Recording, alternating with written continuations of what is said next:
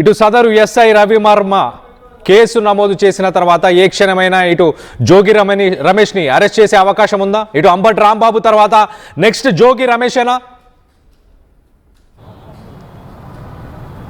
Thank you Kalyan. ఏదైతే నిన్న ఉదయం మాజీ సీఎం జగన్మోహన్ రెడ్డి తాడేపల్లి నుంచి ఇబ్రహీంపట్నం జోగి రమేష్ కుటుంబ సభ్యులను పరామర్శించేందుకు అయితే ర్యాలీగా బయలుదేరారు. నిన్న ఉదయం నుంచి కూడా జగన్మోహన్ రెడ్డి పర్యటన వివాదాస్పదంగానే మారింది. మొదట తాడేపల్లి నుంచి ఆయన కనకదుర్గ వారధి మీదుగా ఇబ్రహీంపట్నం చేరుకోవాలి. అయితే పోలీసులు దానికి నిరాకరించారు.